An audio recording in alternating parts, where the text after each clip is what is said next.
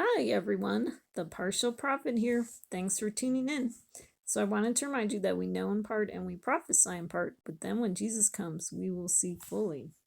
Okay, so today I'm going to talk about the anti-pope, the antichrist, and the other beast that we find in the book of Revelation. Okay, so I was wondering if some could be missing the antichrist.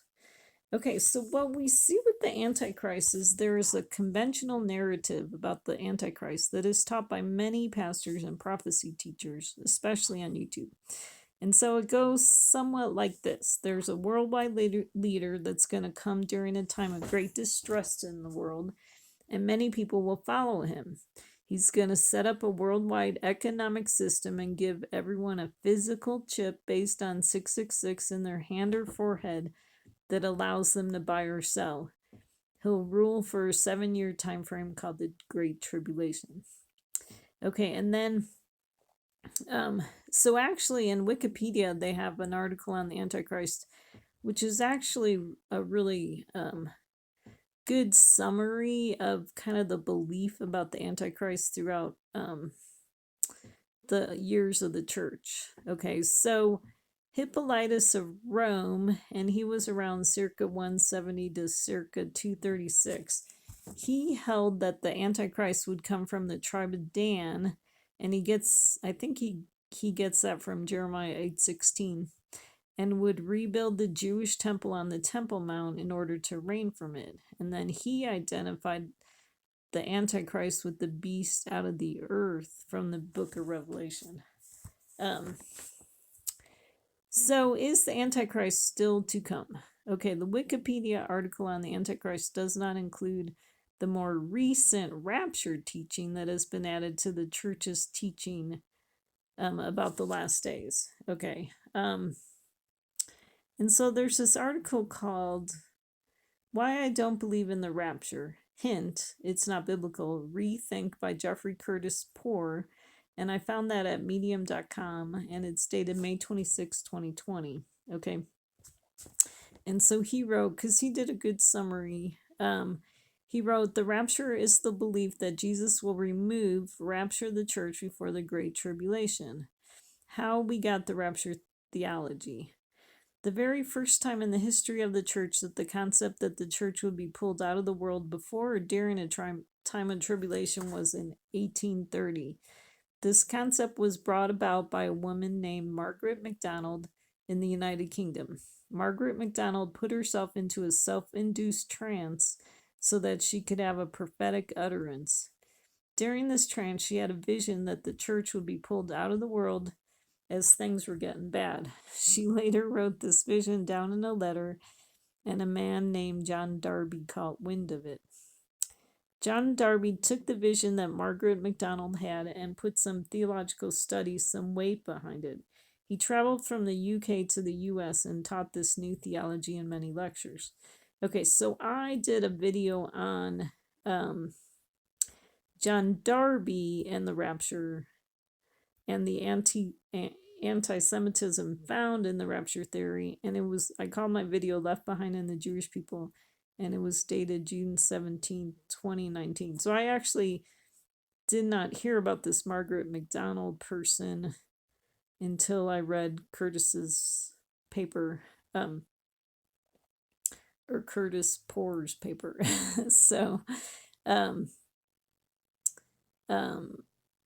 anyways, so I mean, this, just studying John Darby and how he came up with, so I was, my research was that John Darby was really the one, that came up with the rapture theory based on his study. And so this was kind of new with Margaret MacDonald.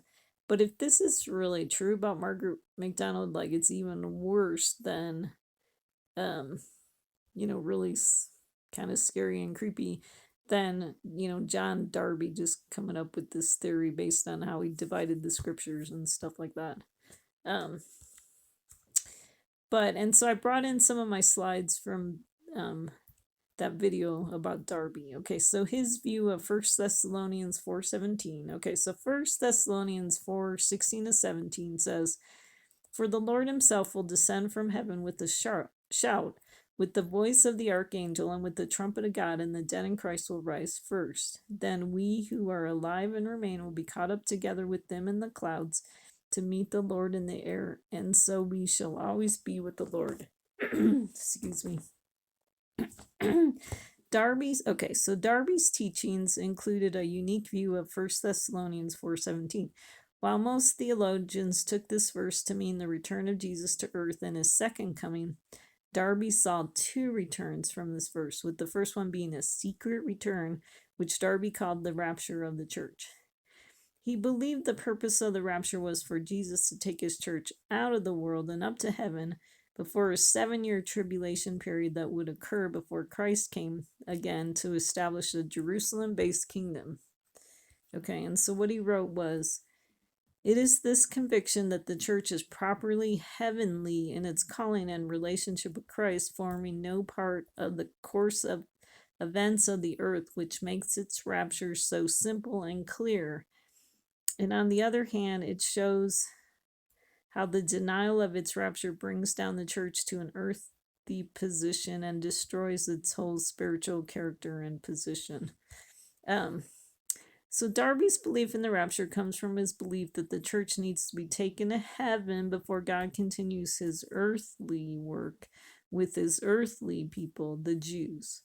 God's work, Darby teaches, with the Jewish people involves a 7-year tribulation period, a time of testing necessary in order for the Jewish people to recognize that Jesus is the Messiah.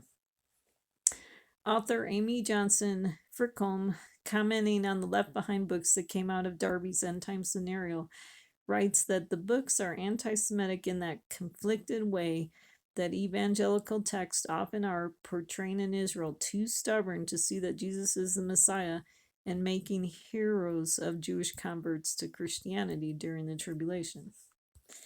Okay. So a common teaching is that the rapture could be what sparks the tribulation period. Thus, it's commonly taught that the Antichrist doesn't show up until after the rapture. Okay, so some people aren't even looking for the Antichrist right now because they don't think he shows up until after the rapture. So that could really make people miss the Antichrist if he's here. Okay. So could some be missing the Antichrist? Yes, definitely.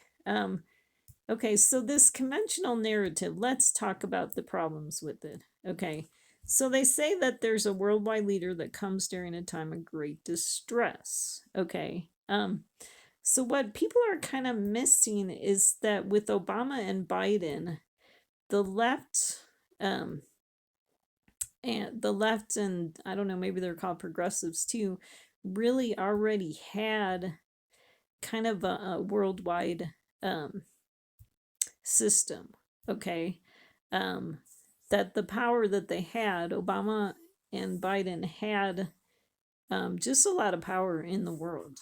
Okay, so this worldwide leader, I believe we've already seen it. Okay, and I don't think one of the problems with this teaching about the Antichrist is we weren't aware of the fact that there was going to be kind of a several leaders that were going to kind of show up in the end times that would be given power. Okay, so we weren't taught that. Okay, and so we didn't pay attention when Obama kind of had a lot of power in the world, and then Biden had a lot of power, and then now with Trump's got a lot of power. Okay, and then what's interesting about, so it says comes during a time of great distress in the world.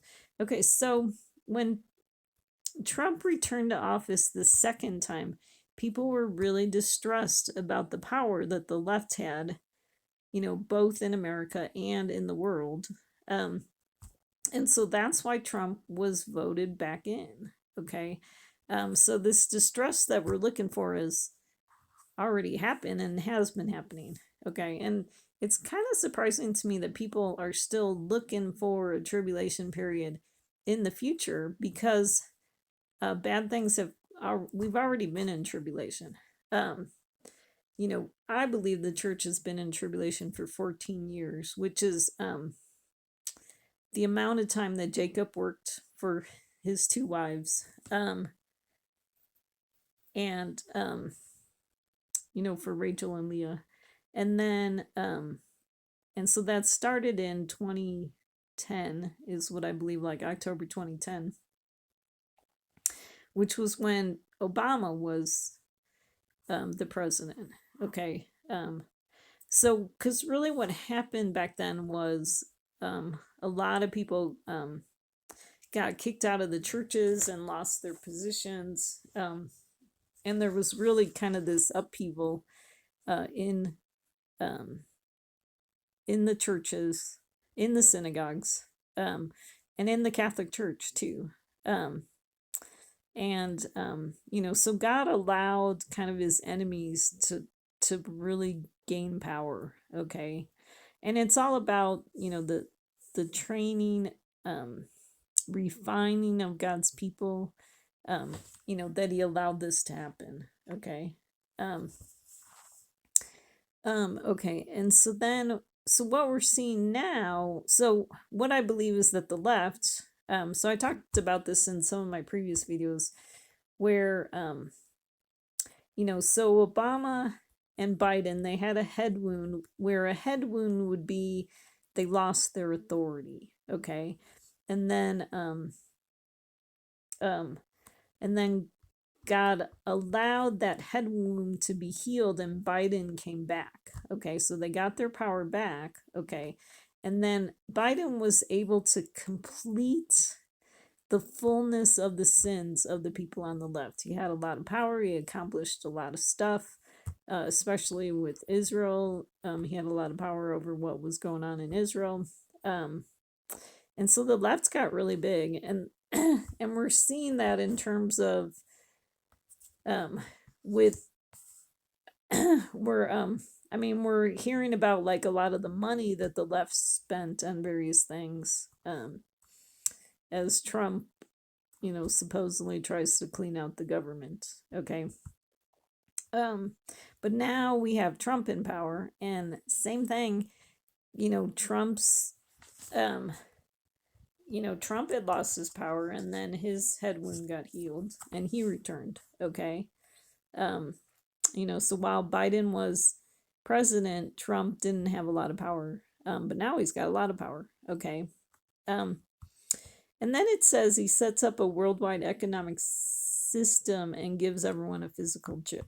Okay, well, so I don't know where the idea of the physical chip came from, but the God's enemies getting a mark is parallels God's people getting a mark. Okay, and God doesn't believe in tattoos, and God is not planning to put a physical chip in his people. And so I believe, like, a lot of times I'll take some things literally in the Bible, but this one I think is more metaphoric.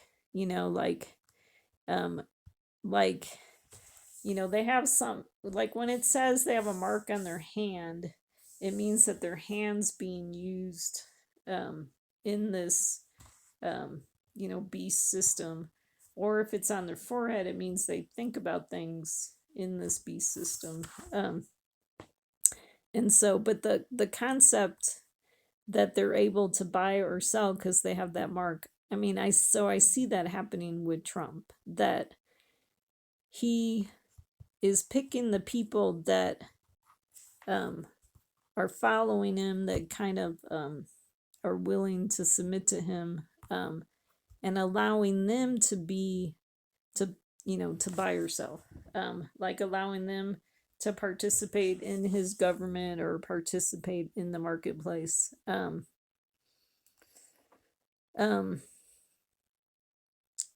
So, and then because we've seen, like people that get demoted or kicked out, because Trump doesn't like them. A very good example of that is Liz Cheney.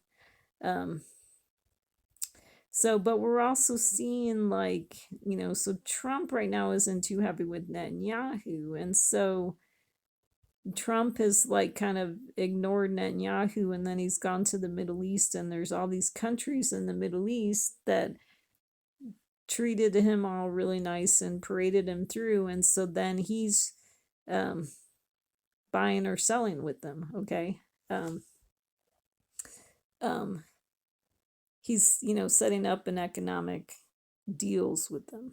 Okay. Um, okay. Um, and then it says he rules for a 7-year time frame called the Great Tribulation.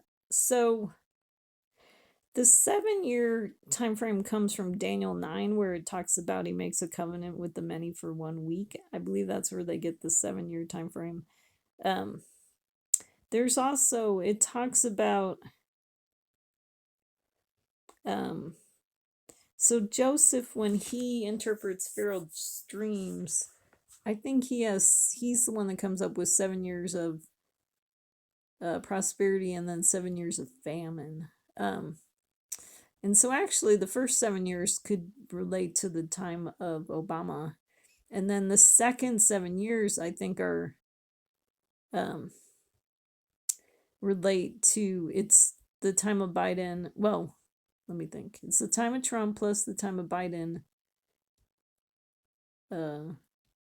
Anyways, I talked about this in one of my previous videos. But anyways, it's not a 7-year time frame, it's a 14-year time frame. And what's really interesting is that on May 14th this year, it was actually 7 years after Trump moved the embassy to Jerusalem. So that's really interesting. Okay.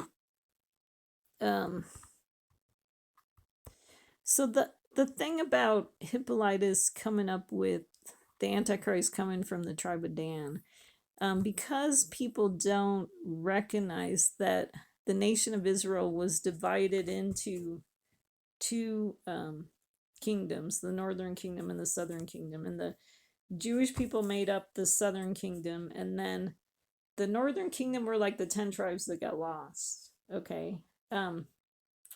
So when people, like, since they don't recognize the history of Israel, when they hear about the tribe of Dan, they just consider that to be Jewish people. Okay.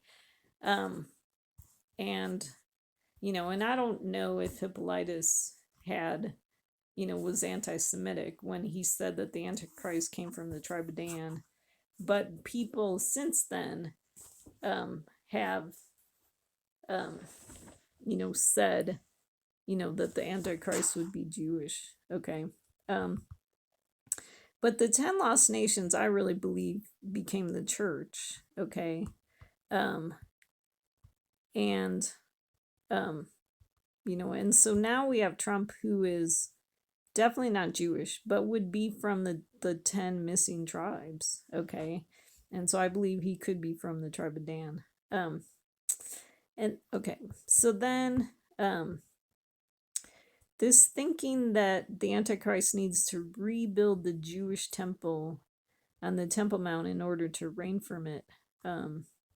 So I quoted someone that sees it differently. I do think it's true that the Antichrist is the beast out of the earth. Okay.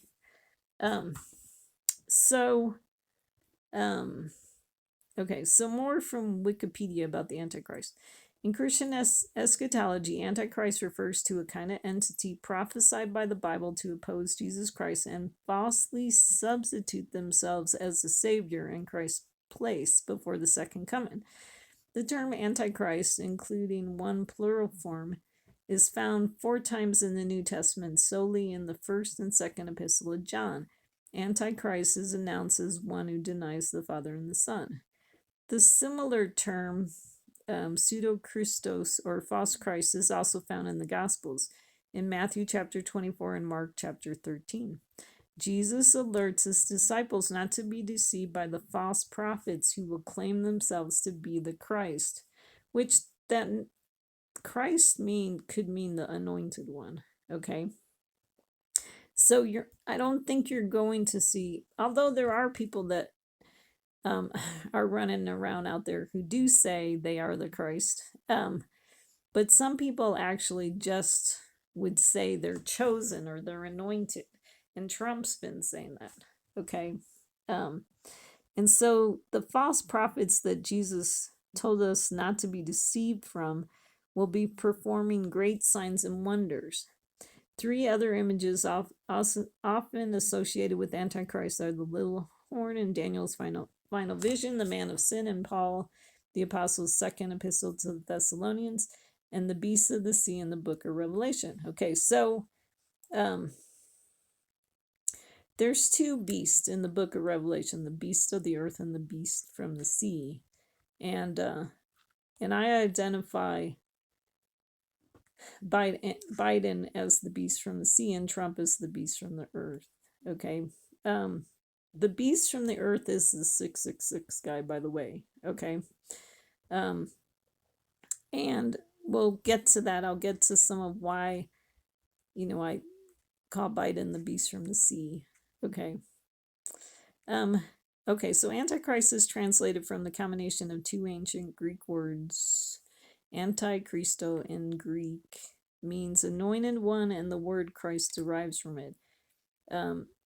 Okay, whatever that Greek word is, means not only anti in the sense of against and opposite, but also in place of. So I highlighted that, in place of.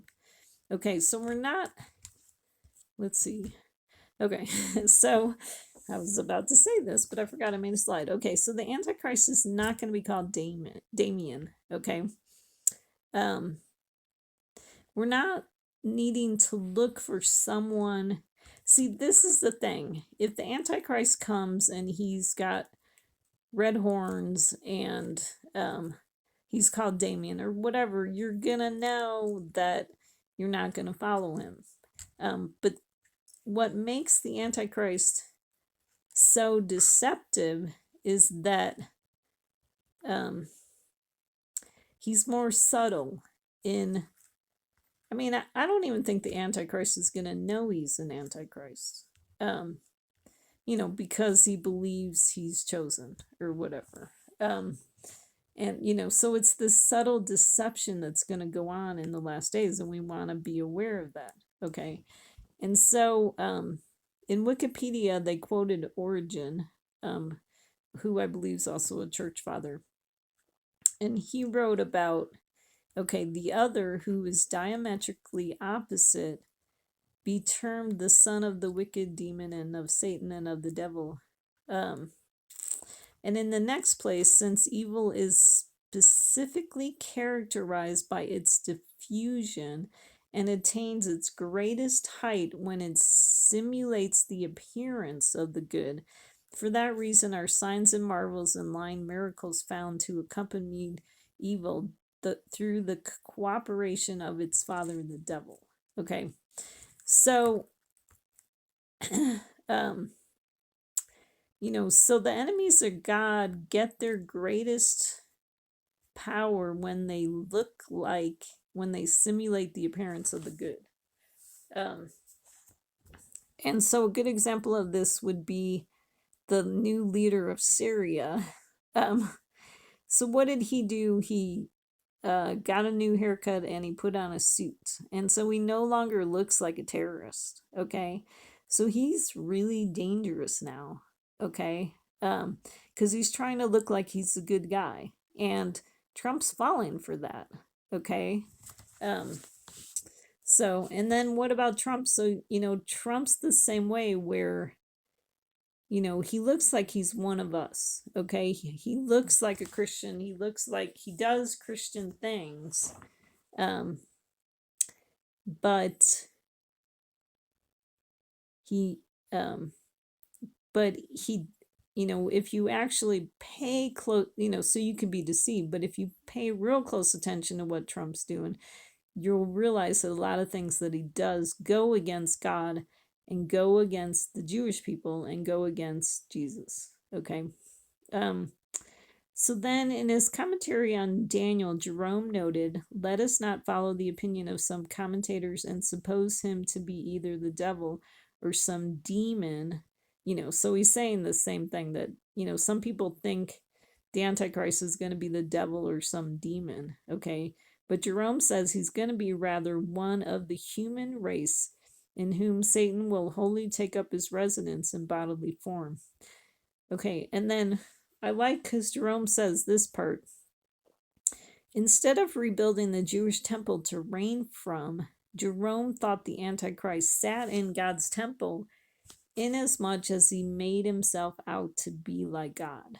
Okay, so he's seen the teachings about the Antichrist in the temple to be more metaphoric. Okay, um, and the way I interpret it actually is that I think America and Israel are a type of God's temple, okay, because people worship God from these nations, okay, um, and because America really was a strong Christian nation until we fell, okay, and then Israel is kind of the Jewish people, they consider themselves to be a Jewish nation, okay, um, but I mean, I think they fell too. Um, okay, so then I wrote, remember, Judas did many of the same things as the other disciples. Okay, um, so nobody knew that Judas was different. He was, with them day in and day out doing a lot of the same things. Okay, it wasn't until the very end, when Judas betrayed Jesus, that they finally realized that he wasn't a good guy. And then remember too what Jesus says about the goats, or what the goats say about themselves in the parable. They're like, well, what about us? Um what do they say? We gave to the poor, we did all these good things, how come you don't like us? Kind of thing. So the goats looked like Christians and they did quote unquote Christian things, but lo and behold, they were goats, and Jesus said, I do not know you. Um, okay, so is Trump the Antichrist? So it depends what you mean by Antichrist. John says there are many Antichrists, and he says, children, it is the last hour, and just as you heard that Antichrist is coming, even now many Antichrists have appeared. From this we know that it is the last hour. So in the last days, there's going to be many Antichrists, and I think we're seeing that, Obama was a type of Antichrist. Biden was a type of Antichrist. Um, um, the last pope was a type of Antichrist. We'll get to that. And then now Trump, is a type of Antichrist. Okay. And so then I wrote, the book of Revelation teaches about two beasts. Okay, the beast from the sea is Revelation 13, 1 to 10. The beast from the earth is Revelation 11 to 18. Okay, Revelation 13 verses 11 to 18. And I wrote, this one is the 666 guy. Okay, and so I highlighted 11 and 18 because in that number 18, we get 666. 6 plus 6 plus 6 add up to 18. And then what's interesting about 11 is if you take, so Trump is now the 47th president. 4 plus 7 equals 11. Okay. So I see 11 connected a lot to Trump. Okay. And the other thing about 11, 11 means judgment. Okay. So I think we're in the final, period of judgment, before wrath comes, really. Okay. Final time of testing. Okay. Another beast in Revelation is the dragon. Okay. I connect the dragon. Okay, so the beast from the sea I connect to Biden, the beast from the earth I connect to Trump, and the dragon I connect to Obama. Okay. Okay, so let's talk about the beast from the sea. So let me think. Did I say, let me go back here. Okay. Um, um, so one of the things, just, the people missing the Antichrist, don't get stuck on your previous teachings, okay? Of and expecting the Antichrist to act a certain way because you're gonna miss it, okay? Um, and I have, some other thoughts that might help you think more clearly about what to look for in the Antichrist. But let's talk about the beast from the sea. Okay, so one of the reasons I think, okay, so one of the reasons why I connect Biden to being the beast from the sea is that, the sea is kind of often thought of as like the sea of people in the world. Okay. Um, I mean, it might actually say that in Revelation 17 that the waters are people, nations, tribes, and tongues. And then Biden's administration was involved in the maritime agreement giving away Israel's valuable sea land. And then also with Israel, he tried to build a pier on Gaza's seashore, which was a huge. Uh, it didn't work. It fell apart. He was trying to give the aid to the Palestinians. And then, so Biden was also involved with G7. Okay, so in Revelation 13, it says, "And the dragon stood on the sand of the seashore." And so I see that as Obama oppressing God's people. And then I saw a beast coming up out of the sea, having 10 horns and 7 heads. And on his horns were 10 diadems, and on his heads were blasphemous names. And the beast which I saw was like a leopard, and his feet were like those of a bear, and his mouth like the mouth of a lion. And the dragon gave him his power and throne and great authority. So we saw that with Obama, that he did kind of pass on his power and authority to Biden. Okay. So this beast has 7 heads. Okay. And so we saw Biden doing a bunch of stuff with G7. Okay. They were all together, doing, like climate change stuff and, just various things. Okay. So that's where I get the 7 heads connected to this beast coming out of the sea. Um, the 10 diadems, um, I mean, the 10 horns had 10 crowns. I mean, I connect those to the same thing would be like the 10 spies in the wilderness that didn't have faith. So, we saw like in Trump's first term, we saw the BLM rioters, okay, and then kind of the last couple years of Biden, and then now in Trump, we're seeing the pro-Palestinian rioters, okay, and so I think those are the 10 in the wilderness that don't have faith, okay, don't believe God, don't follow God, and so um, the 7 heads had blasphemous names, okay. um so a lot of the there so the left, the progressive left, it's really a false religion, okay, and there's a lot of anti-God things that they believe, okay, like climate change is very blasphemous against God because they're not recognizing God's power and authority in the world and in the weather, okay. I mean, how does God send you a message if you won't pay attention to what he does with the weather, okay, and you think you have more power over the weather than God does? So there's a lot more to talk about with this, but since he's kind of like lost his power now, um you know we'll move on. But one of the things, oh, okay, well, we'll talk about this in Genesis 40. We read about Joseph with the cupbearer and the baker, okay. And so I kind of thought the cupbearer was Trump and the baker was Biden, okay? Because the baker baked bread, okay?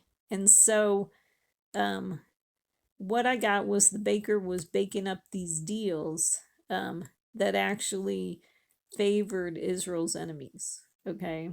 Um, but then also, what's interesting, I saw this picture. The birds eating bread is also a picture of Hamas stealing the Gaza relief. Okay. Um, so what we have is the baker has 3 baskets of bread on his head. Okay. And so I connect him to the 3 deals of Biden. His first hostage deal is Lebanon ceasefire, and his second hostage deal. Okay. And then it says within 3 more days, Pharaoh will lift up your head from you and hang you on a tree, and the birds will eat your flesh off of you. So after that second hostage deal, then there was January 16th, January 17th, and January 18th. Okay. And then Biden was gone. So actually, like, even starting January 18th, Trump was already starting his pre inauguration parties and stuff like that. Okay.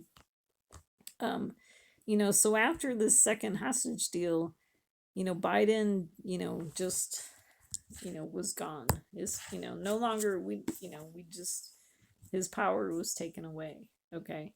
Because the hostage deal on January 15th was actually a really wicked hostage deal, because they were letting out a lot of, they were trading, like, so to really understand the hostage deal is you got to understand that all throughout history, Jewish people were always being thrown in jail because they wanted to try to get a ransom from the Jewish people, and the righteous rabbis would not allow themselves to be paid a ransom, because they knew that was so dangerous for the rest of the Jewish people, that it would just start this whole thing where people would try to take advantage of the Jewish people to get money. And so we've seen that in this generation, there's been a loss of that teaching, kind of belief system. And, and then, so we saw with this hostage deal where Hamas is able to use the hostages that they have to get their fellow Palestinian terrorists out of jail. Okay. Well, so now these are people that have gotten arrested because they were already committing terrorist acts, or trying to murder people. And there's been a bunch of them that have been let out of prison because of this hostage deal. So now they're running around Israel, and they're very dangerous. Okay. So the guy Sinwar that actually came up with the October 7th plan, he was actually let go by a hostage deal. I mean, this was before Biden. But you could see why letting these people out of jail, it's very dangerous, okay, for Israel.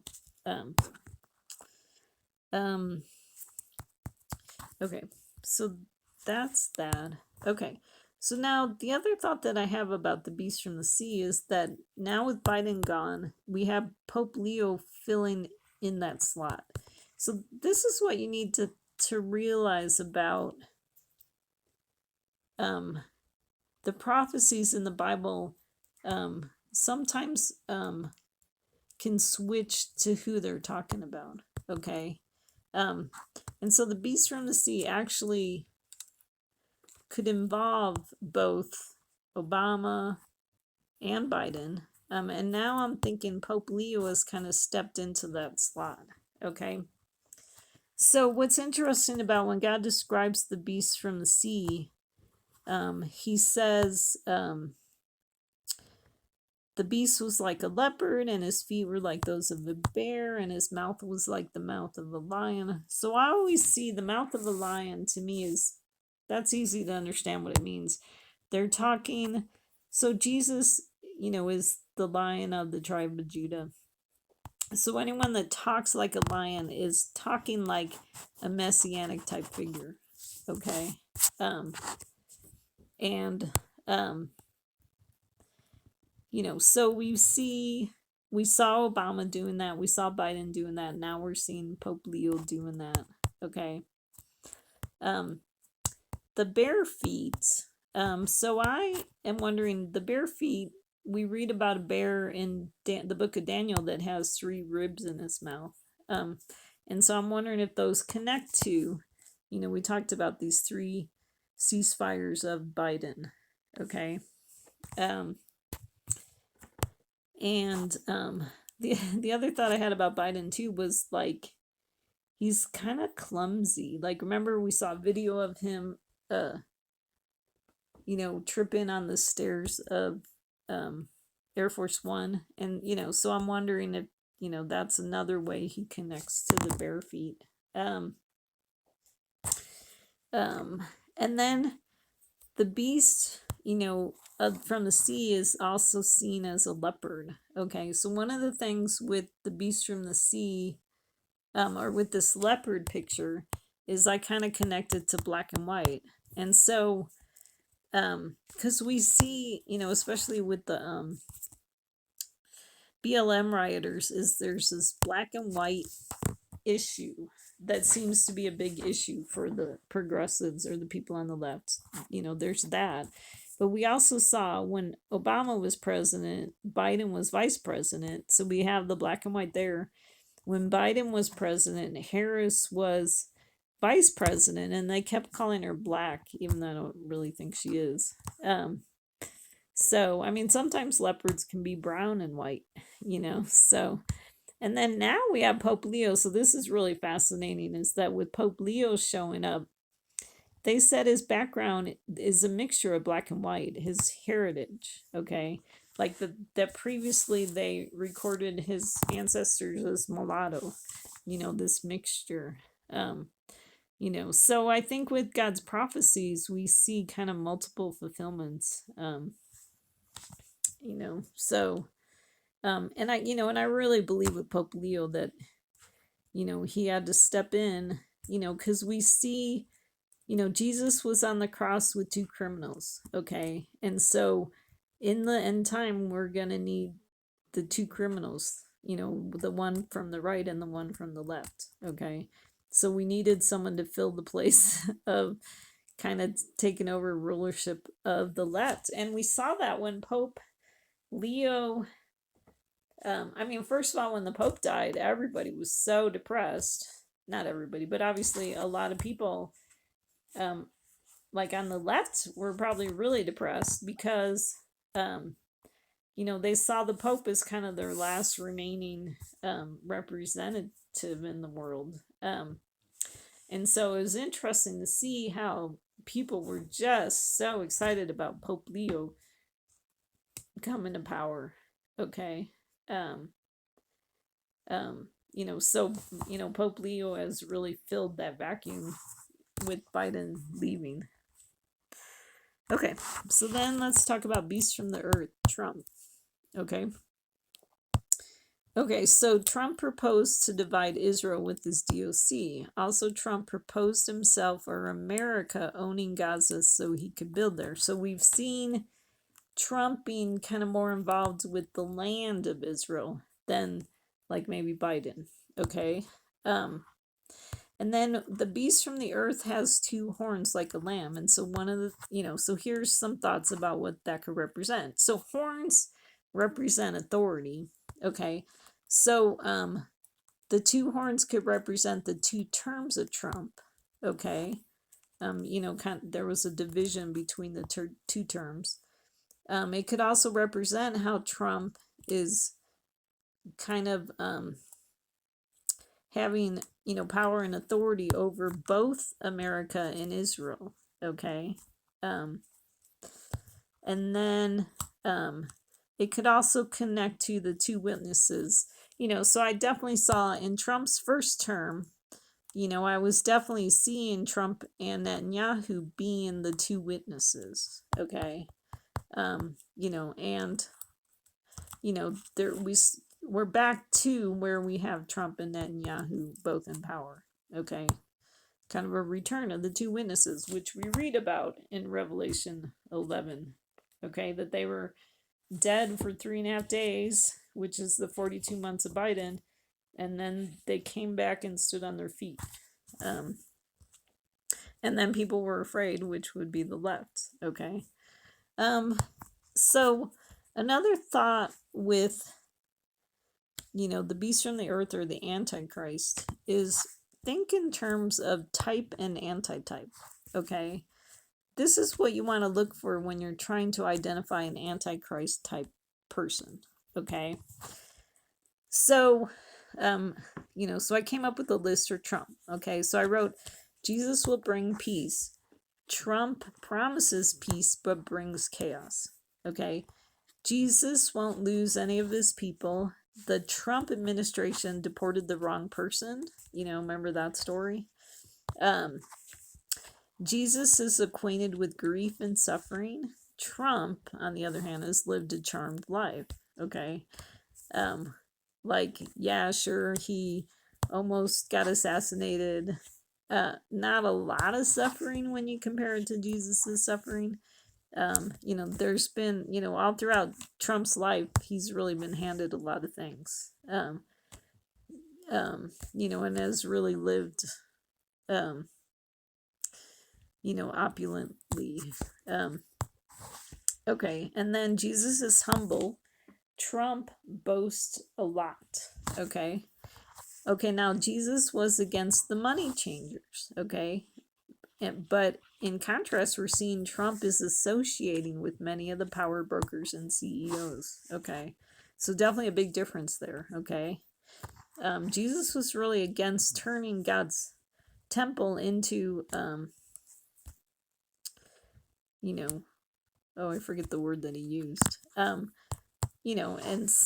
But here we have Trump really using Israel and America for financial gain. Okay. And really setting up this economic system. Okay. So then Jesus is a man of prayer and dedicated to God's word. What about Trump? Do you think he spends a lot of time praying and is dedicated to God's word? We saw the one time when he was talking about a verse in the Bible that he didn't know how to pronounce it. So, and then Jesus is led by God's Spirit. Trump is led by his flesh. Jesus is from the tribe of Judah. Trump is a Gentile, maybe possibly from the tribe of Dan. And that he's fulfilling the prophecies of, the guy from Dan, the tribe of Dan. Okay, Jesus is coming to set people free. Okay, Trump actually said he wants to build more prisons. Okay. Jesus is coming to save the world. Trump judges the world. And is exposing kind of the problems with the world. Okay. Jesus, let's see. Jesus will come to bring God's kingdom here on earth. Trump wants to do MAGA, Make America Great Again. So Trump doesn't talk a lot about bringing God's kingdom here on earth. That's not really his vision for America. I mean, he says, like he wants to bring religious freedom and stuff like that. But really his vision for America is, making it this great economic power. I mean, and that's really his vision for Israel and the Middle East, all the countries that he talks about with the Middle East, because he wants to make Iran a great, prosperous country. So that, I mean, Trump he is the buying or selling guy. That's what's in his brain. I liked it because Jimmy Kimmel called him the econ artist. Like con artist, but econ artist. I thought that was a good name for Trump. Okay, and then I wanted to, since I feel like so many people are missing that he's the 666 guy, I wanted to kind of point out the numbers, the 6 numbers that are connected to Trump. So in Revelation 13, God says to calculate the number. Okay. So I don't think it's going to be really obvious, but if we look at things, we're going to find this 666 numbers, okay? So Trump was born June 14th, 1946, which is the 6th month of the 6th year of the 40s, okay? And so actually if you do some calculating with those numbers, you get 66136, okay? And so you see that 666 there, and then you even see that 13 number, which I connected 13 a lot to Obama. 13 and 23 came up a lot for Obama. And then I think the biggest clue about Trump is on 12/6/2017 was when he made his announcement about moving the embassy. That was also Kislev 18 on the Hebrew calendar. So 12/6, can be parsed out to be 666. Kislev 18 can be parsed out to 666. And then Trump had 6 peace deals over 180 days in 2020. He won the 2016 election against Hillary.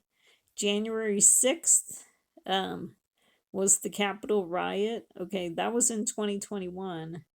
And then, so if you add the 2021 to the one from January, you get 6 from that number. On 11/6/24, Trump was declared the winner. Okay. So that could be 11/66.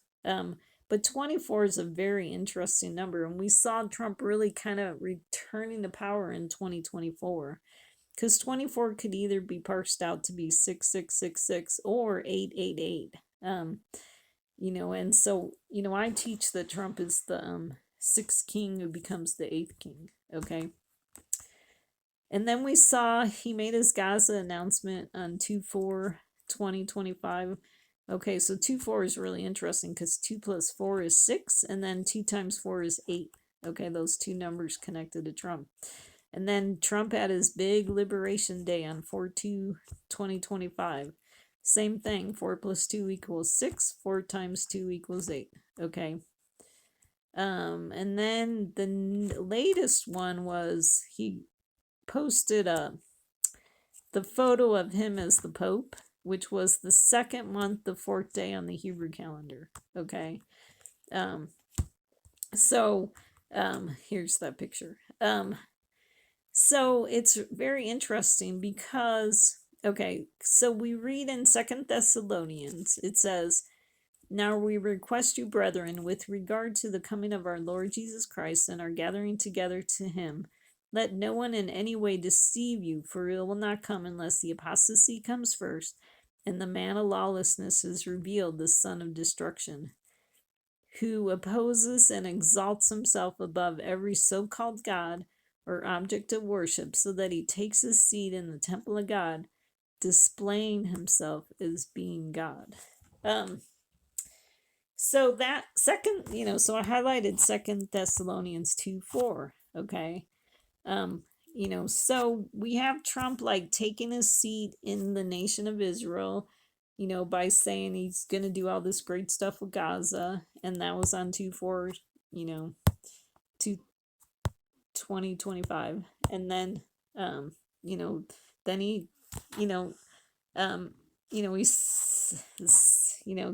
we see him sitting in this picture dressed as the Pope. Okay. And that happened on the 2nd month, the 4th day on the Hebrew calendar. Okay, so another 2/4. And then, like I said, his Liberation Day was 4/2. And I think there was another one recently. So yeah, yeah, it's so hard to keep track of this because yeah. Oh well, so there was this one, the Pope picture, the 2nd month, the 4th day on the Hebrew calendar. So anyways, but I think also too, because on May 14th, that was when Trump was in Qatar, or Qatar, however he said, and he said he was gonna make Gaza a freedom zone.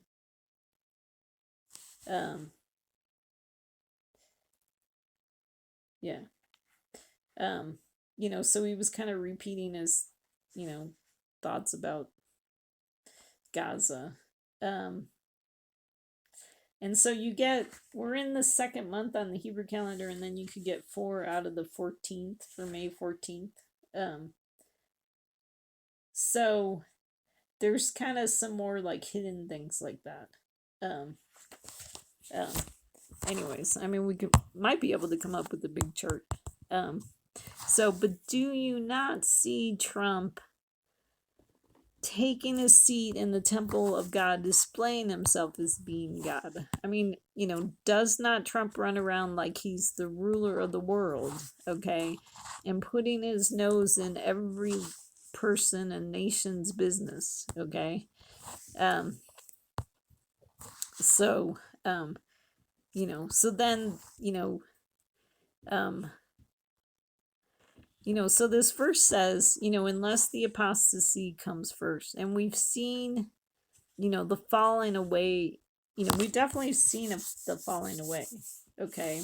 I mean, I think at first, it started under Obama, but then we saw a lot of people falling away when Trump was president to follow him, you know, um, you know, and so then, but the apostasy coming first, the falling away could also be a picture of like Biden and Obama losing their power too, and then it says the man of lawlessness is revealed, the son of destruction. Okay, and we definitely see Trump causing destruction. I mean, that was my last video in America.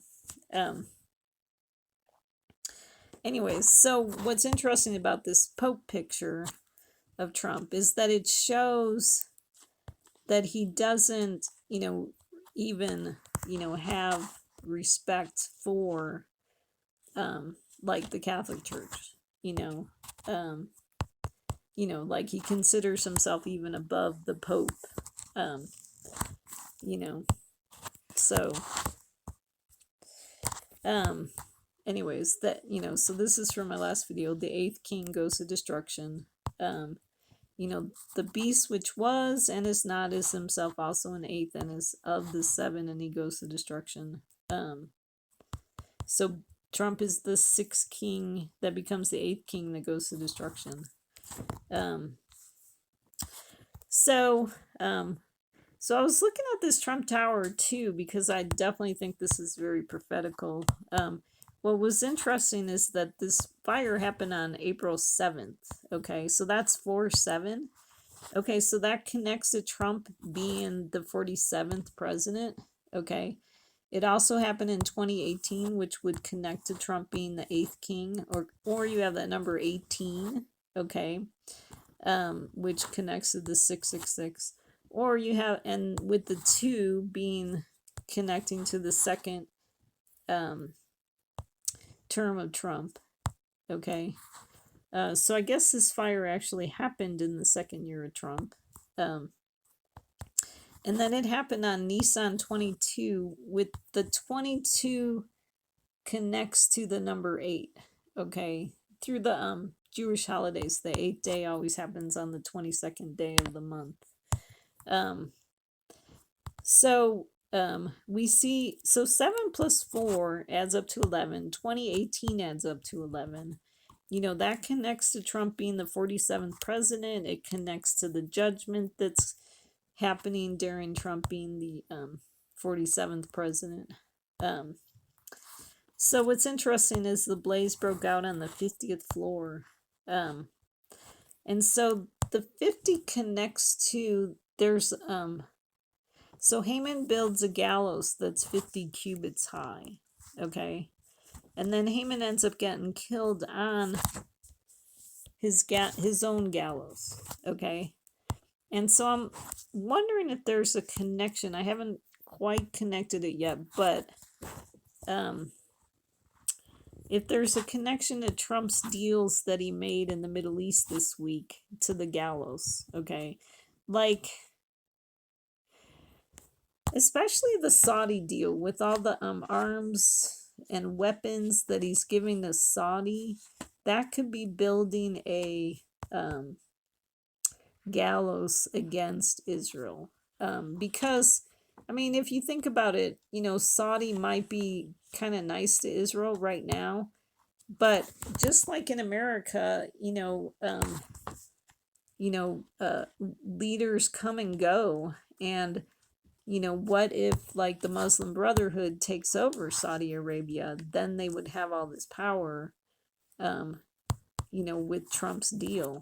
So it's not a good deal for Israel. Okay. So that could be a gallows that Trump has built. Okay. And I would have to like do some calculations to see if it connects to the number 50. So I'm looking at my notes really quick. Anything popping out? Because sometimes I put numbers of things.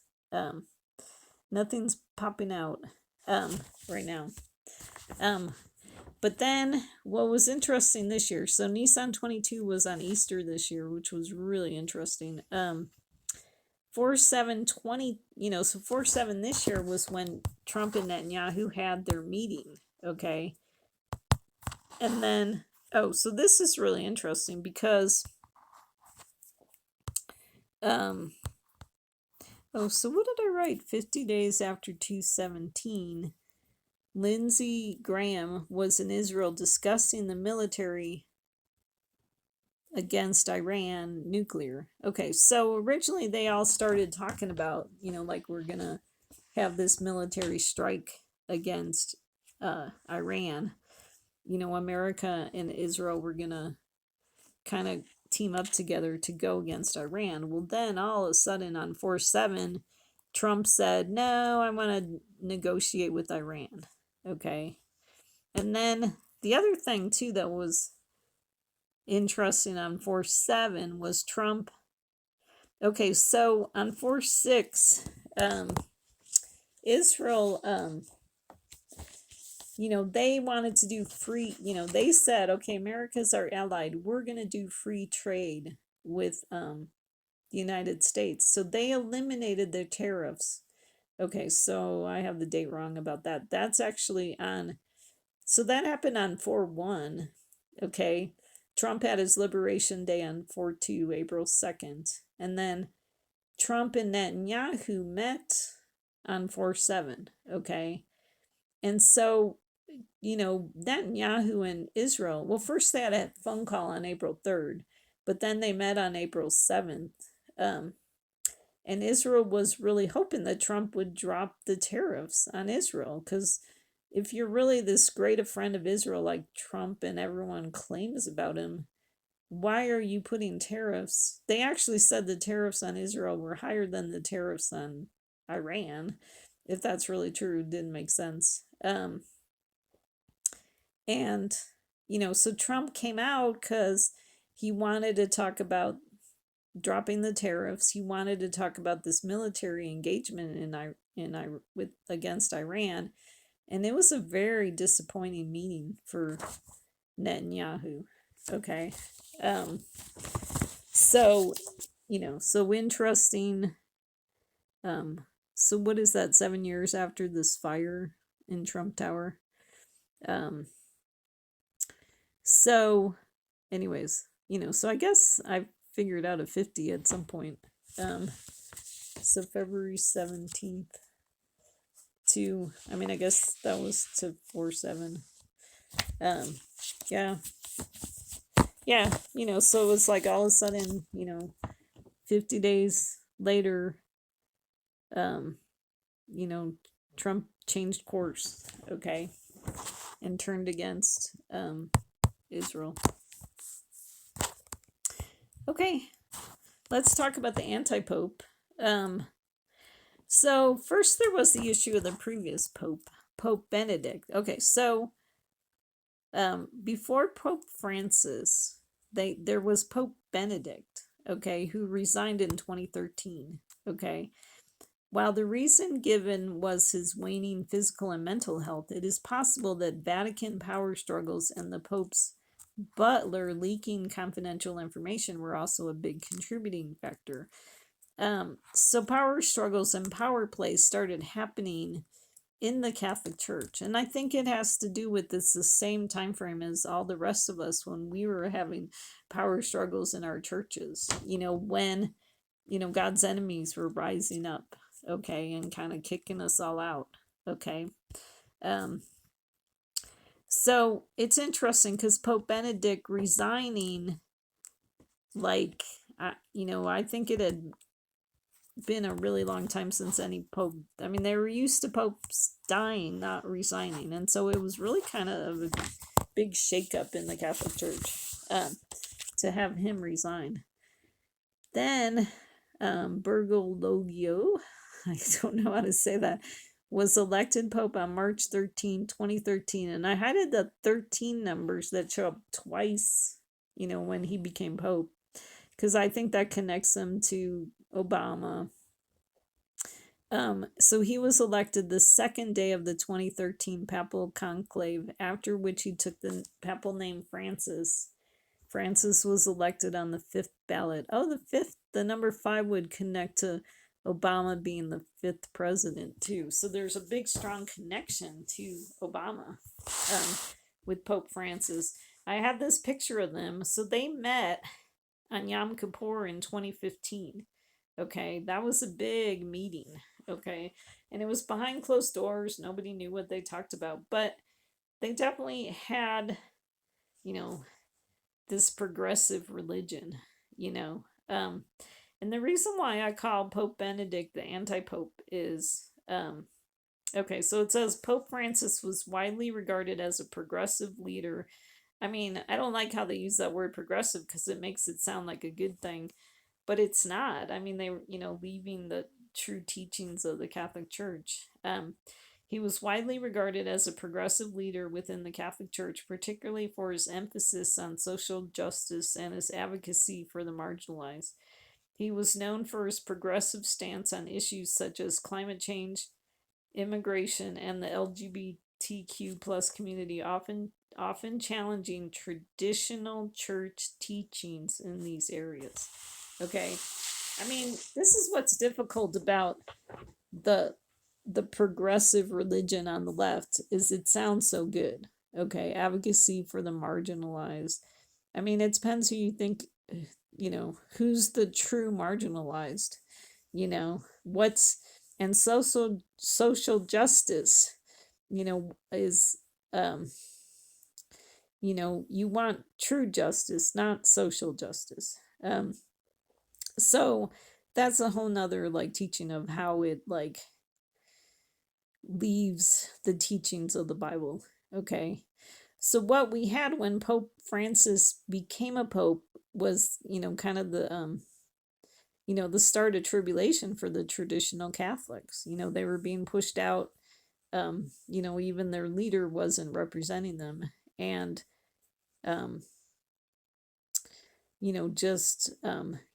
Pope Francis was just doing a lot of stuff and saying a lot of stuff that, really went against traditional Catholic beliefs. So a stressful time for Catholics. And so the other thing about the Pope too was his anti-Semitism. Okay, so he was definitely an antichrist type figure. Okay, so at Christmas season, this, in 2024, here, okay, so this is, I copied this from, okay, so the article is called Outrage After Vatican Hosts Jesus in Kafia Nativity Scene. Okay, this is an article from Israel Hayom from 12/8/24. So this picture is Pope Francis arrives to hold an audience with donors of the St. Peter Square Christmas tree and nativity scene at the Paul the 6th Hall of the Vatican, December 7, 2024. Okay. So this problem with one of the things about the keffiyeh, so that's the Palestinian scarf, okay? And so they said that kind of hidden, or like the scarf kind of represents the motto from the river to the sea. And if you really understand from the river to the sea, that means you want to get rid of the Jewish people. You want to get them off the land. So a very anti-Semitic, um, uh, belief system. Okay. And, so to have the Pope supporting this. Okay, so let me read these comments that people wrote after this article. One online commentator wrote, "The Pope is exploiting Christmas to advance the ridiculous effort to rebrand Jesus as Palestinian rather than what he was, a Jew who fulfilled the Old Testament prophecy of a Messiah." Okay, so, so yeah, they were kind of running around saying that Jesus was a Palestinian, which is just ridiculous. And a very anti-Semitic teaching. Okay, another commentator wrote, "Does the Pope think Jesus wasn't a Jew either? Did he even read the Bible?" So it's surprising when, here's supposed to be a religious leader who isn't following the tenets of the Bible. So definitely anti-Semitic.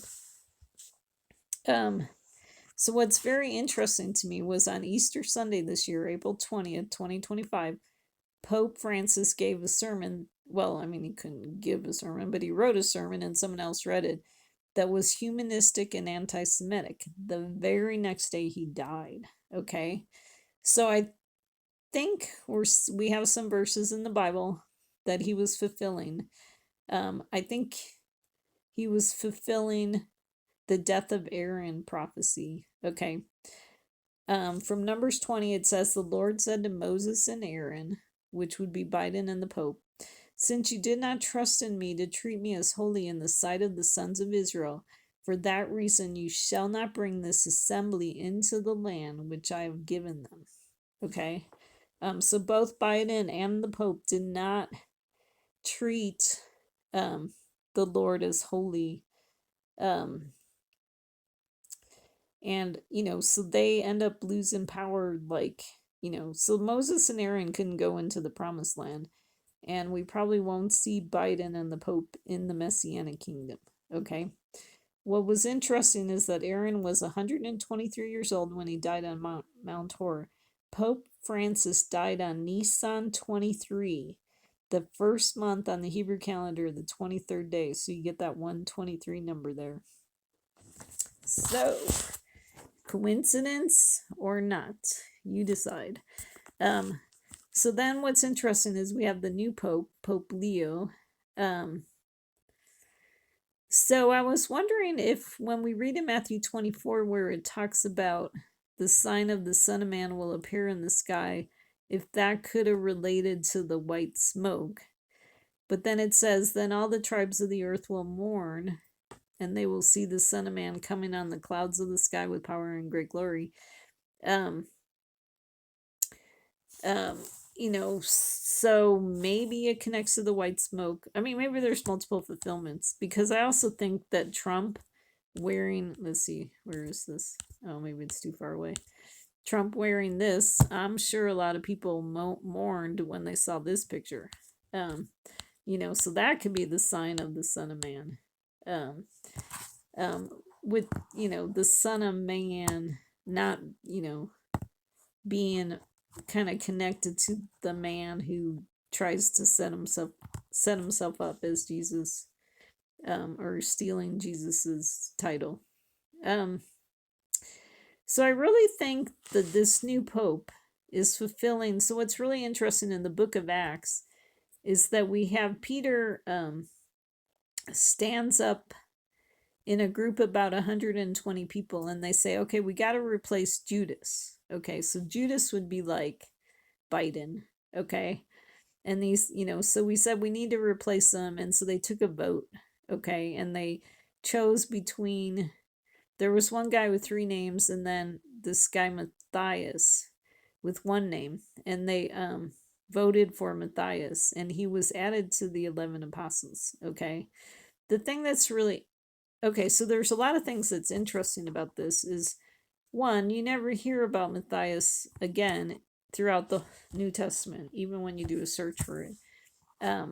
2, this voting all happened right before Pentecost. Okay, so we are actually counting it's only like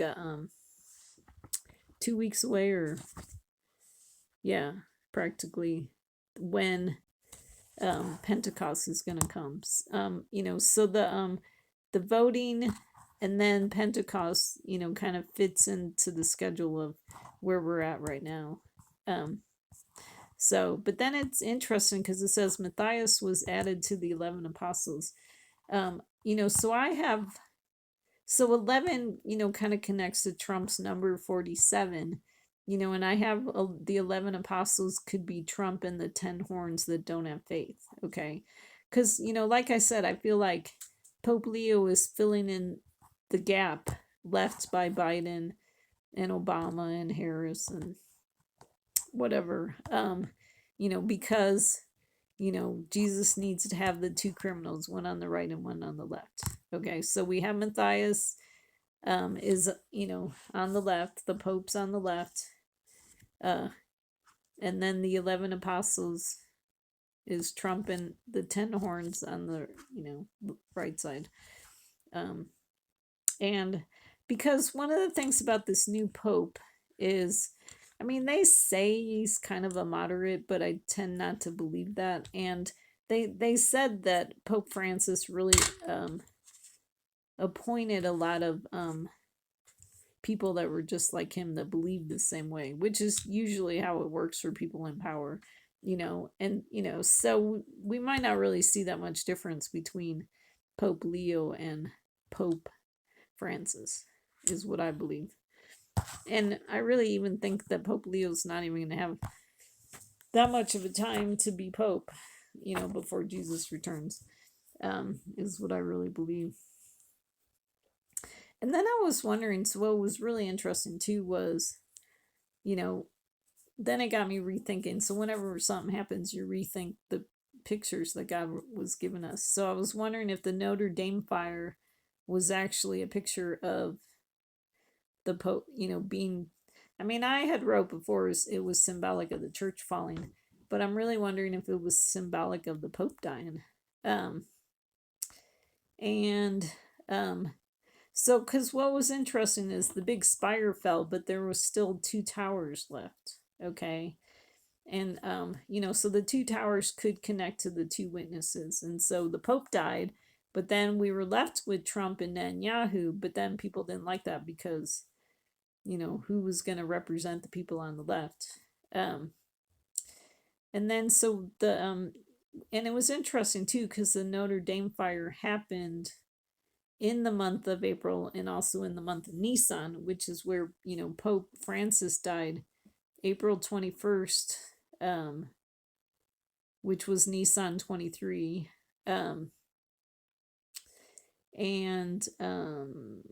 He was 88 years old, which would connect to that 16 number of the second day of the fire. And Pope Francis died 6 years, 7 days after the fire. Both the fire and the Pope dying happened on Monday. And then with this fire, we saw a resurrection shadow on 12/7/24. So so we saw that, like, kind of like a resurrection with the new Pope being voted in, and boy, it happened fast. So because May 8th was the new Pope. So, and then it was interesting too, because Trump actually went to this, they had a service or whatever to, show the new Notre Dame, and Trump was there, so, definitely interesting. Okay, so then I wanted to show you, so this slide, well, I was trying to compare Biden's Saudi deal with Trump's DOC, because I thought maybe like various things would happen on the same time frame, but it didn't quite work out that way. But we did see, So I probably should have listed Trump's DOC first, because that happened 1290 days after the Republican National Committee in 2016. Okay. So 1290 is, comes from the Daniel 12, where he says they set up the I have it written right here in the left hand corner. Daniel 12:11. From the time that the regular sacrifice is abolished and the abomination of desolation is set up, there will be 1290 days. So Trump's AOD, which was definitely, Trump's DOC was definitely an abomination that caused desolation, because 7 weeks later we got the COVID shutdown. Okay. And then we saw after 70 weeks after his DOC was we saw both Netanyahu and Trump, out.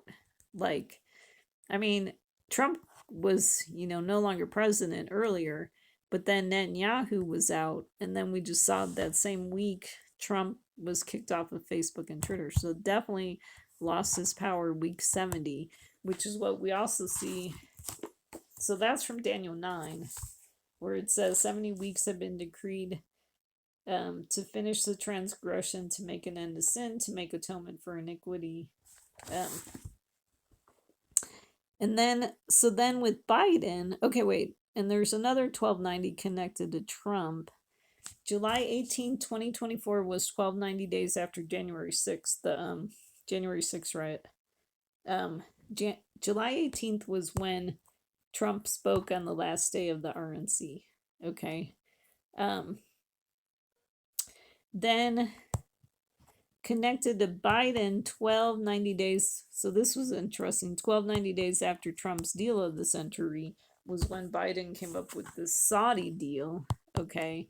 Which was also Obama's birthday, which was really interesting. And then jump to the bottom, 70 weeks. Okay. So 70 weeks after Biden's Saudi deal, God, puts an end to sin, 70 weeks. Is so week 70, day 2 was 12/12/2024. Okay. Which was another 1290 day from 6/2/21. Okay, which was, when Netanyahu was out. Okay. So skipping over to the right, 12/12/25 was when Trump was named Times Man of the Year. Okay. So we were seeing Biden, and the 70th week he was losing his power and Trump was rising in power. Okay. And what's interesting about that 12/12 date is you get 6666. Okay. Also 24, which is also 888, that 24 number. So anyways, so so the numbers in the Bible too, there could be multiple fulfillments. Okay. And then I've talked about this a million times. These are, Trump's peace deals. Okay. And then it also talks about the storms that happen connected to him. Okay. I thought maybe like Biden's Saudi deal would be like the 7th one, and then we'd kind of be done with it. But I have this other chart with Biden. And actually I don't have all the judgments for the different things that Biden did. So I'll have to work on this and make it more complete. But the first 3 things that Biden did was, first he signed that paper with Lapid, and that was exactly 7 years after Obama's JCPOA. And that was July 14th, where you get that 777 number. So we see 7 numbers connected to Biden. Okay. October 27th, you have a 7 number there. Was when the maritime agreement happened. Okay. And somehow that connects to the number 15, but I don't remember how. But 15, we get 15 from the flood of Noah.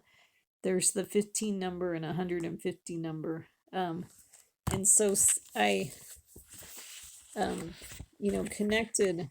There was something he did too that connects to 150, but I didn't write that down. So, so that connects Biden to the flood, which connects to the sea.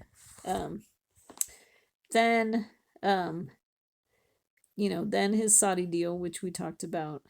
So what was interesting is I thought judgment happened really fast with this Saudi deal because the Maui fire was August 8th.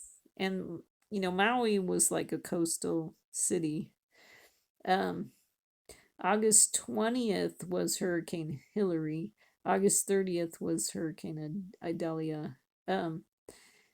Then he had, so then Biden had his first ceasefire or first hostage deal, which was 70 weeks after he signed that paper from Lapid, which is kind of interesting. It was the 49th day of the war, so you get 7 by 7 there. It was announced 11/21/23. It started on 11/24/23, which was interesting because it was Kislev 11, which is Biden's birthday. Which Kislev 11 is the 9th month on the Hebrew calendar and the 11th day. Okay, so we see that number 9/11 connected to Biden, but I also have seen it connected to Trump too. Okay, but it's always it was very interesting to see that number. On 5/8/24, Biden cut off weapons to Israel. For a while actually. And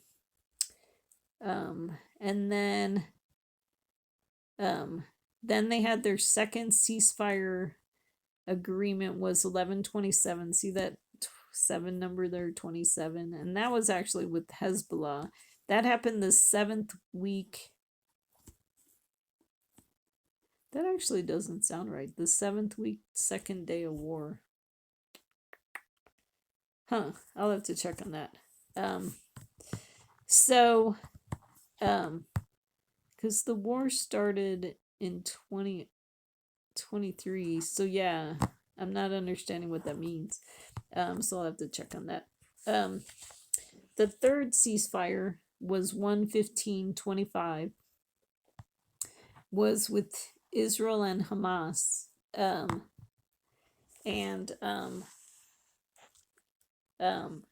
And so that one, Trump was involved. And so this one I already talked about how wicked it was. Okay.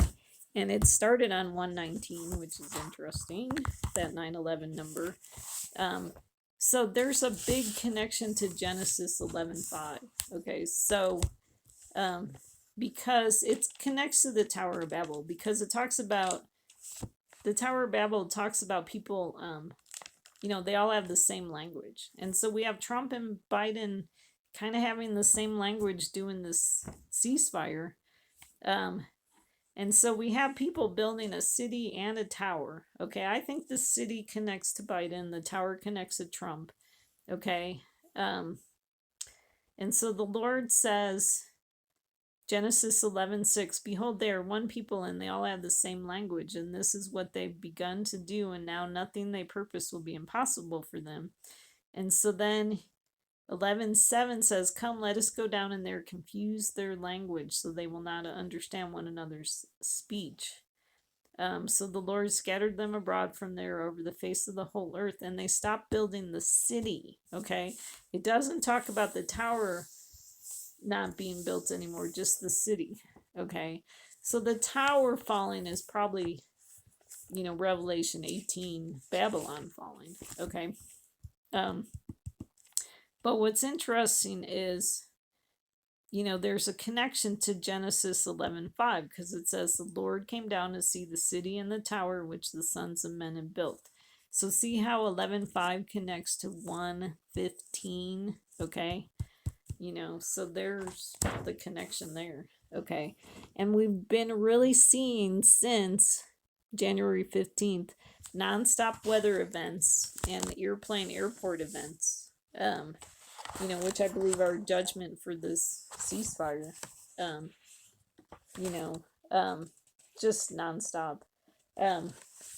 But the airport events could, since they're happening more recently, maybe are connected to Trump's trip to the Middle East. Okay, so one of the things, oh, I wish I did a slide for this because it's so cute, is the airport problems. So one of the biggest airport is Newark. Okay, well, parse that out. You have Newark. Okay, so the fact that the planes are having ground stops, people are like stuck in the arc. So they're not in the air; they're in the arc. Um, so um, so I think that's really interesting. And then what was interesting too is on May 13th, when Trump started his trip to the Middle East, was when there was flooding in Maryland. Okay, so that parse that out to be Mary's land. Okay, Mary. Okay, so I thought that was really interesting. Terrible flood in Maryland, just terrible. So, um, anyways, so, um,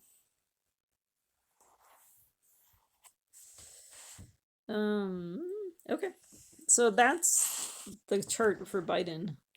I'll try to work on it some more, but gives you an idea. So what we have is like 7 events total. To Biden, even though there's always a lot more that you could throw on these charts. But I'm kind of wondering, with Biden being the 7th king, is if maybe these are the main 7 events, okay, connected to Biden. And then, because what's interesting about it is that so we read about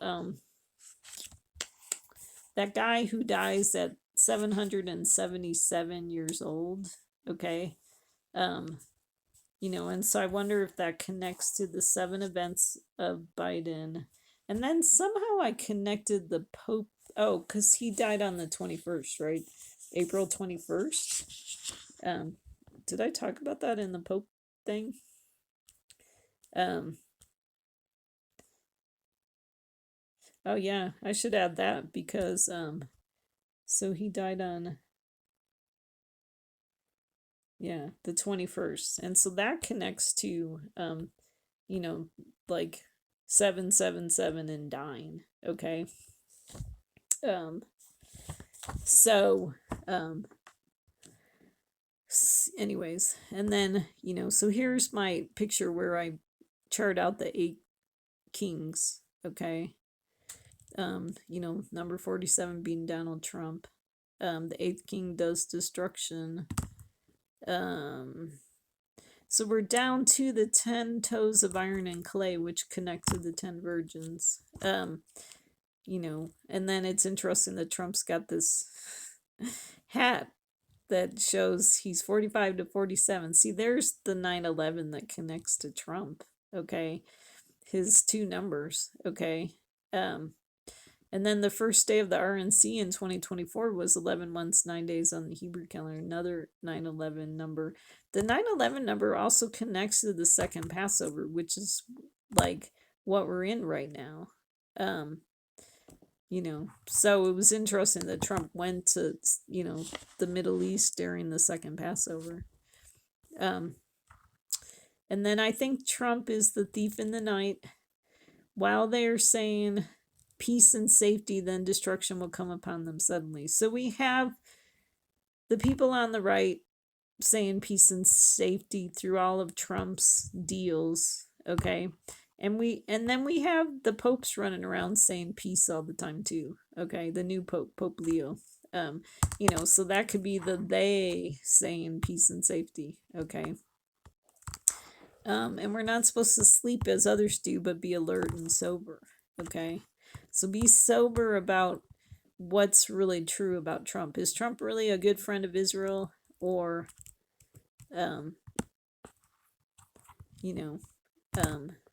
does he really just make things worse for Israel? And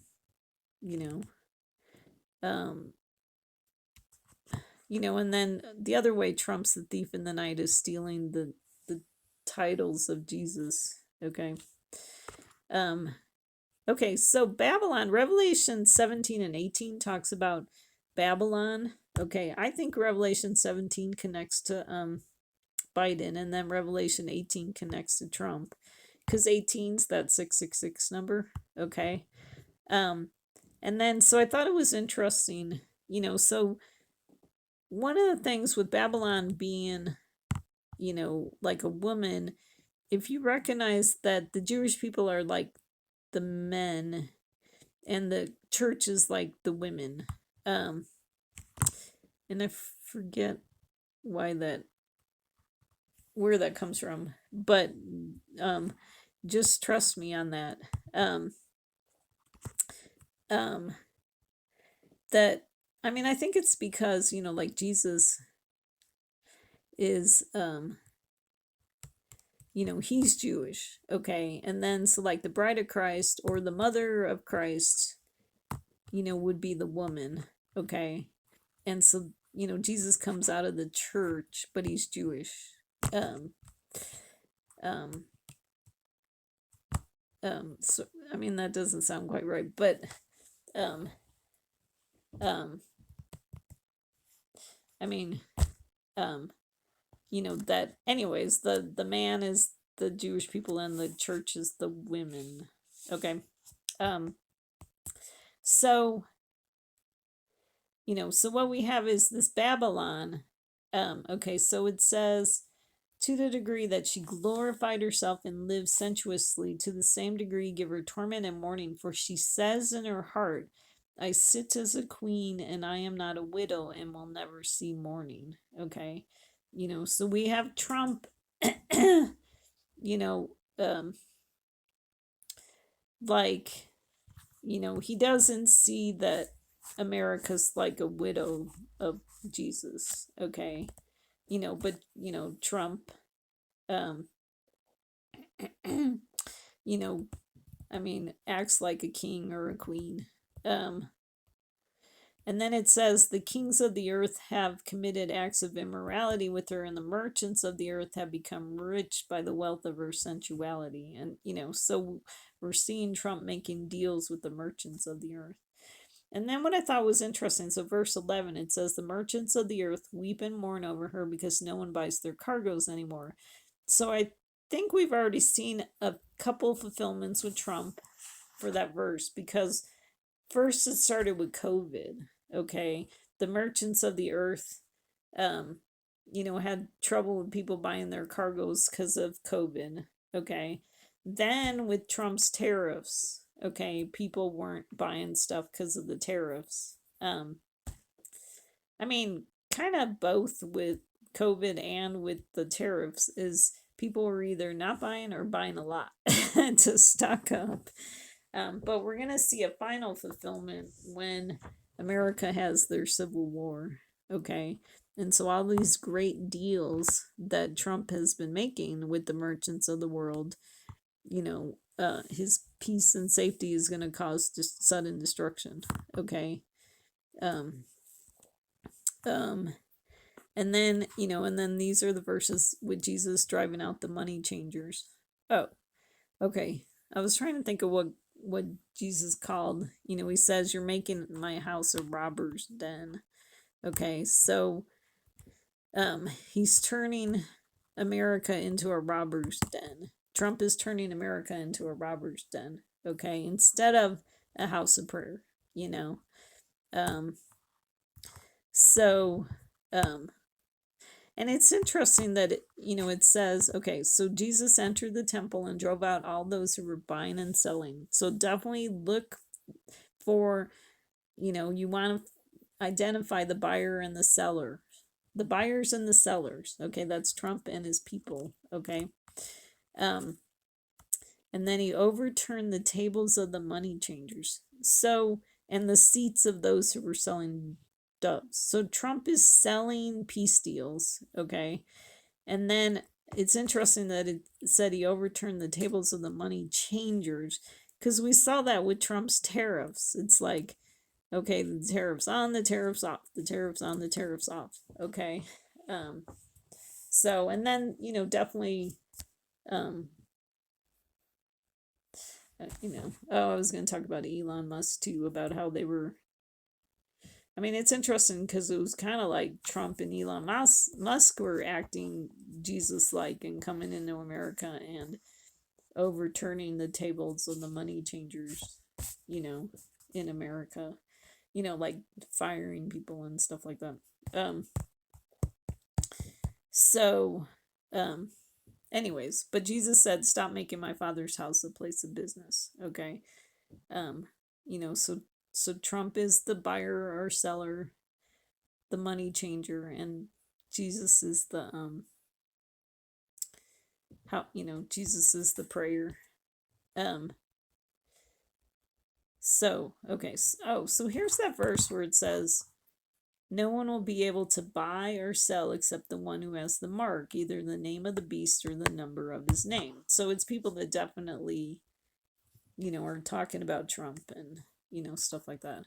Um, so, okay. And then there's some connections with Trump to Moses. Okay. So, we've seen Trump saying, "Let my people go." He's gotten some American hostages freed. And we saw on the second Passover, April 12th, that Israeli American was freed. Okay. I talk about Elon Musk being Jethro, with Trump being Moses running everything. And then we're definitely in the middle of the second greater Exodus with tons of plagues. Okay.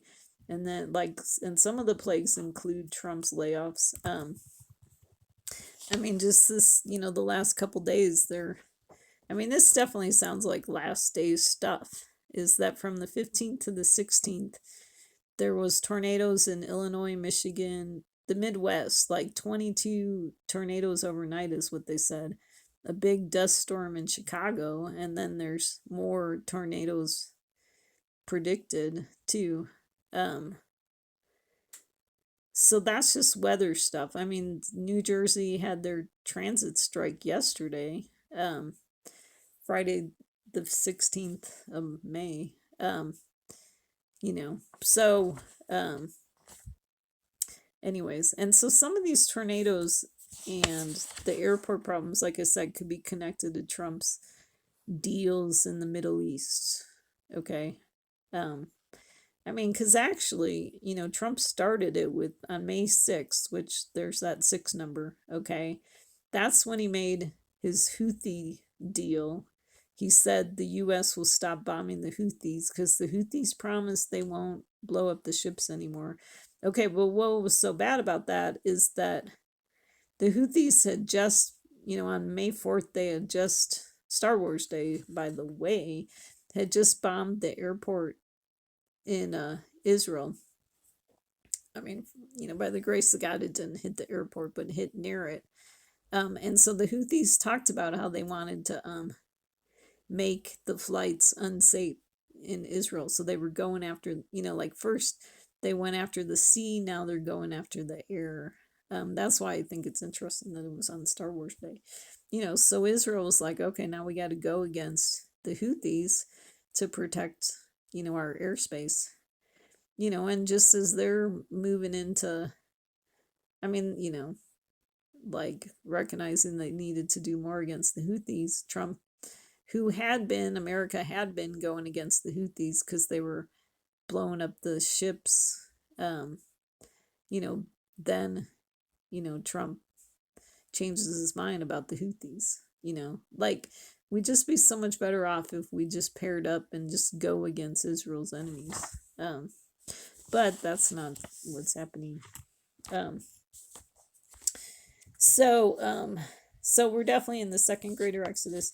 Netanyahu is Moses who can't speak, so Aaron steps in to speak. First Biden was doing that, then Trump would speak for Israel at the ceasefire negotiations. Now Trump's just kind of took over and is speaking everywhere for Israel.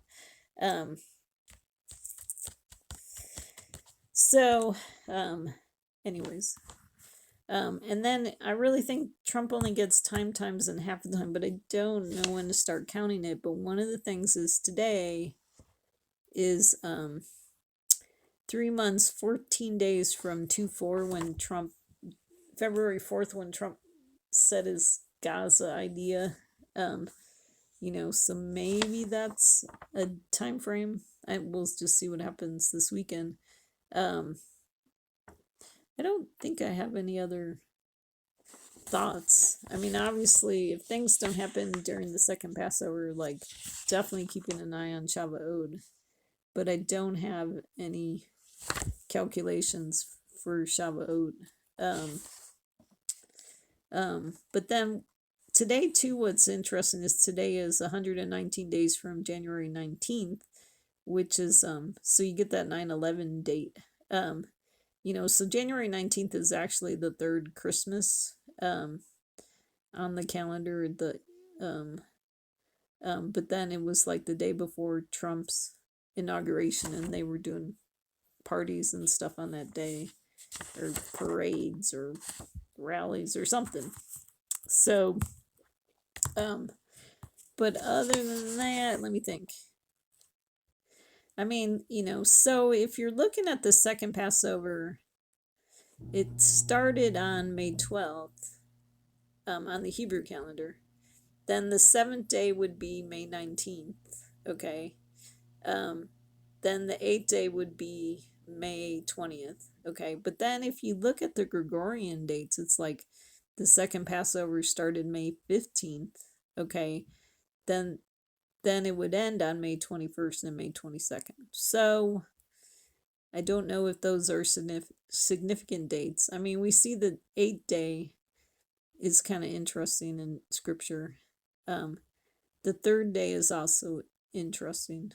I mean, today is the 3rd day of the second Passover on the Gregorian calendar. I mean, today could be like a picture of the Great Flood because it's the second month, the 17th day. I mean, really to do that, you have to really calculate things after they happen. Then you'll see how they're fulfilled. But I really think, Trump has a short amount of time. I think he's only gets time, and half the times. Oh, so in Daniel 12, so it's interesting that it's Daniel 12, 4-7, because it's like, oh, there's 47 there for Trump. But so it says it would be for a time, times, and half a time, and as soon as they finish shattering the power of the holy people. So we see, Trump kind of shattering the power of the people in Israel and Netanyahu in Israel, and kind of stealing that power for themselves. I mean, one of the things is he's giving Saudi Arabia, I think I already talked about that, a military edge over Israel. So maybe we're seeing the fulfillment of these verses, so that, we're seeing so since Trump returned, we're just waiting for the fullness of his sin, okay? And we might have really seen it in his Middle East trip, just making all these deals with all these wicked Middle East people. I mean, especially like I was thinking the Syria guy. I mean, that guy's definitely wicked. We know that because he is definitely, he was a terrorist before. And Trump wanting to make a deal with Iran. I mean, Iran's definitely wicked. The other ones are kind of like, well, Saudi Arabia. I mean, they think they might have killed, that reporter. So they might not be all, totally pure. I mean, they're definitely not following God. So, anyways, so, anyways, yeah. So, I lost my train of thought. I'm sorry. So then, yeah. Okay, so then so then we read in Daniel 7 about the fourth beast. It said 10 kings will arise and another will rise after them. Oh, I thought I had some. And he also gets, he will intend to make alterations in times and in law, and they will be given into his hand for a time, times, and half the time. So definitely think Trump is the fourth beast. Okay. So anyways. Oh, so I brought so so it's hard for me to remember, but I highlighted 10 kings will rise and another will rise after them. So we have 11 horns. Okay, so the 11 connects to Trump's number 47. So 11 horns could connect to Trump plus the 10 spies who don't have faith.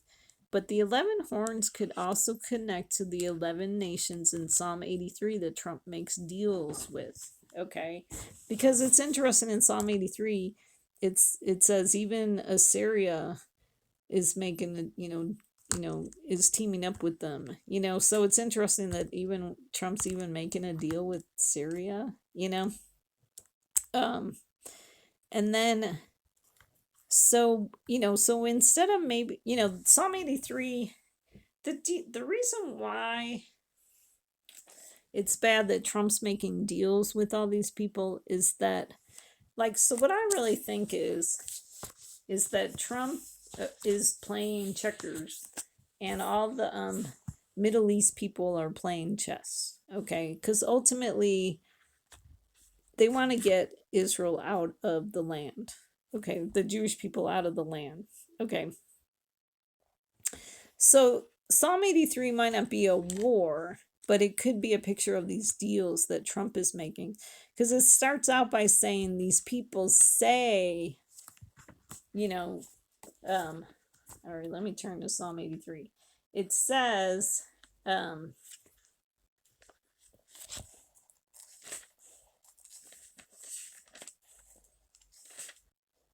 okay, so it says, okay, they make shrewd plans against your people and conspire together against your treasure runs and say, they have said, okay, so it says that they have said, come and let us wipe them out as a nation, that the name of Israel be remembered no more.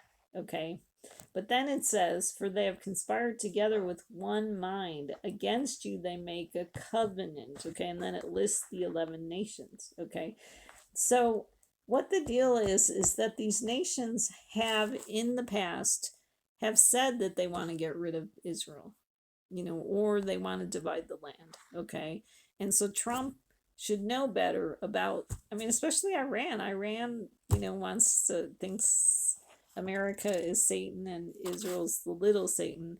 They have said they want it, they want to, kill the Jewish people and kill America too, so it's not hidden, but then Trump goes and makes deals with these people. Okay. So that's Psalm 83. Oh, see, because the other thing about Psalm 83 is 8 plus 3 adds up to 11. Okay. And then you have that 8 number that connects to the 8th king. Okay. But then what's interesting is that number 3 could connect to the 3 days that Trump was in the Middle East. Okay. Making all these deals. Okay. Then what's interesting too is then we have Daniel 11:38. So we have that 3 and the 8. Well, we have that 11 number, and then we have the 3 and the 8 again. And then, because then Daniel 11:38 says, instead he will honor a God of fortresses, a God whom his fathers did not know. He will honor him with gold, silver, costly stones, and treasures. Okay, this is so Trump. Okay, so Trump is honoring a God of fortresses. Like, Trump doesn't want to go to war. Okay, he wants to sit in his big fortress, like Mar-a-Lago or the White House that he covered with gold, and not go to war, but his peace deals. Okay, so the fortresses would be a place or means of safety. So what he wants to do is make all these deals with all these people so he doesn't have to go to war. Okay, so that, the peace and safety, he's running around saying peace and safety. He's like, if I just make these economic deals with all these people, I'll be nice and safe. Okay, kind of like the harlot of Babylon saying that. Okay. And then, you know, um, and he honors this god of fortresses with gold, silver, costly stones, and treasures. Because Trump really honestly believes that, like he says this about the Palestinians too, and he says this about the Iranians. Um, if we just give them a nice place, to live, then they'll be happy and not fight with us. I mean, that's really what he believes. So, anyways, so it's interesting to me that people are saying, I don't think Trump's fulfilling any prophecies in the Bible, because I mean, I just like every day come up with, okay, maybe that's an exaggeration. Oh, I sound like Trump to exaggerate, but it's like, so many times Trump will do something and I'm like, that reminds me of so and so in the Bible. And um, so, anyways, so I'm always relooking. I mean, I know these are prophecies, but just, since I'm still trying to figure out the 1335 prophecy, what I thought was interesting.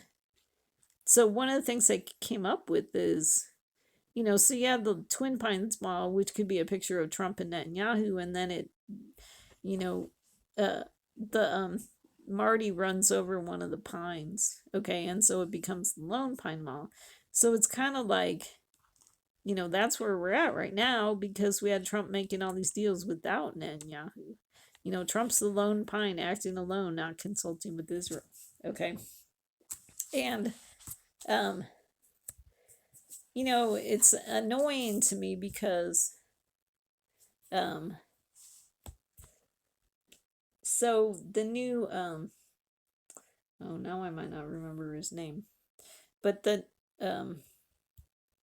anyways, they were all saying that, Trump is this best friend of Israel, but then they were saying, oh, Huckabee, that's his name, but then he came out and said, he talked about how Trump's this great friend of Israel, but then, people were complaining because Trump's making all these deals without consulting Israel. And Huckabee said, well, America doesn't have to consult with Israel to make, to do things. But the thing is like, if you're really a true friend of Israel, you're going to want to consider them, before doing things in the Middle East. Oh, and that was okay. So I did not put that verse in this slides, but I really should have.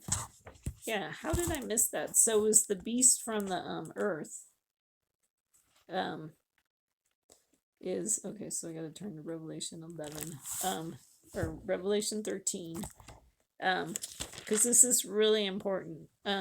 It says, I saw another beast coming up out of the earth. Okay, so we talked about how he had two horns like a lamb, and then it says he spoke as a dragon. Okay, and for the longest time, I didn't really know what that meant. I mean, although I did kind of know that the, like Trump's belief system on the right wasn't that much different than the belief system on the left. But we saw that really now with the Middle East. Trump being in the Middle East is because if you remember when Obama was president, he was doing all this, wheeling and dealing with the Middle East. I mean, they called it the Arab Spring, so that the Muslim Brotherhood, rose up in power. I mean, Obama did a ton of stuff without consulting Israel. And, Obama had a bad relationship with Netanyahu. And now we're seeing, Trump doesn't, really like Israel. I mean, he feels like Israel's kind of messing up. He wants to look like some great peace guy. Okay. But Israel is really wanting to return to war, or stay in war or whatever, and they want to fight against Iran. And, so Trump doesn't like that. And so now we saw with Trump in the Middle East making all these deals with all these Middle Eastern countries, he's very similar to Obama, just being friends with, all the, Muslim countries, especially with Trump wanting to make a deal. I mean, totally, this is the total fulfillment of it. Trump wanting to negotiate with Iran. Okay.